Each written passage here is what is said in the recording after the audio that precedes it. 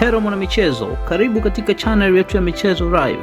Usisahau kusubscribe, kulike, kucomment na kushare na marafiki ili waweze kupata habari zinazohusu michezo.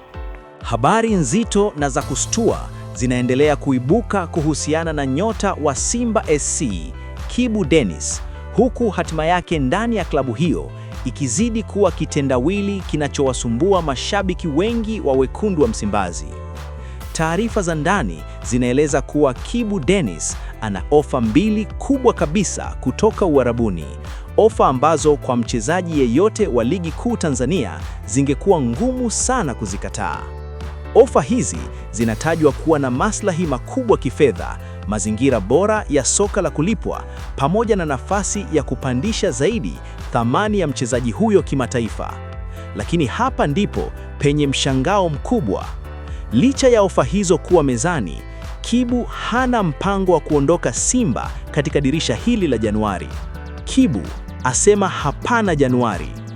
Vyanzo vya karibu na mchezaji huyo vinaeleza kuwa Kibu amefanya maamuzi ya makusudi. Hataki kuondoka katikati ya msimu. Anataka kumaliza msimu huu akiwa Simba bila presha ya mabadiliko ya ghafla, licha ya kujua wazi kuwa klabu ina hatari ya kumpoteza. Miezi 6 tu yabaki kwenye mkataba wake na Simba SC. Hili ndilo jambo linalozua taharuki kubwa zaidi. Kwa muda huu mfupi uliosalia, Simba wako kwenye kona ngumu sana. Ama wamuuze Januari wapate chochote, ama wamshawishi kuongeza mkataba, au wamsubiri hadi mkataba uishe na kumpoteza bure. Lakini taarifa zinaeleza wazi kuwa Kibu hana mpango wa kuongeza mkataba mpya na Simba. Mpango wa Kibu ni kuondoka bure mwishoni mwa msimu. Ndiyo, habari nzito zaidi.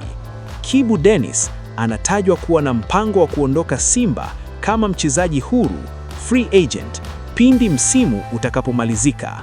Hii ina maana kwamba Simba SC wanaweza kumpoteza mmoja wa wachezaji wao muhimu bila kupata hata shilingi moja ya ada ya uhamisho. Kwa mchezaji wa kiwango cha Kibu, ambaye bado ana umri mzuri, uwezo mkubwa na rekodi nzuri ya kucheza soka la ushindani, hili ni pigo kubwa sana kwa upande wa klabu. Je, Simba wako kwenye dilema kubwa? Je, Simba wamuuze Januari ili kuepuka hasara? Lakini je, kuuza nyota kama Kibu katikati ya msimu ni uamuzi sahihi kiufundi? Au wamwachie amalize msimu wakijua wazi kuwa wanapoteza mali bure? Wakati huo huo, Simba bado wanamhitaji Kibu uwanjani, hasa kwenye mechi kubwa na mashindano ya kimataifa. Hii ndiyo inayoifanya hali hii kuwa ngumu zaidi. Uarabuni wanangoja tu. Vyanzo vinaeleza kuwa klabu za Uarabuni ziko tayari kusubiri hadi mwisho wa msimu zikijua kuwa Kibu ataondoka bila gharama ya usajili. Hili linaongeza presha zaidi kwa Simba, huku kila siku inayopita ikisogea karibu na hatari ya hasara kubwa. Je, hili ni kosa la usimamizi wa mikataba? Mashabiki wengi tayari wameanza kuuliza maswali mazito. Kwa nini mkataba wa Kibu umefika hatua hii bila suluhisho? Kwa nini mazungumzo ya kuongeza mkataba hayakuanza mapema? Ni nani atakayebeba lawama kama Kibu ataondoka bure? Muda unaenda, maamuzi yanahitajika.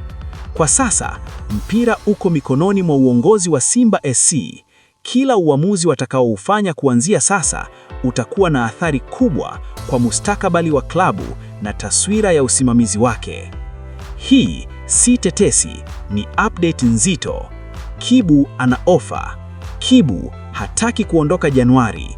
Kibu hataki kuongeza mkataba, na Kibu anapanga kuondoka bure. Asante kwa kutufuatilia mpaka mwisho.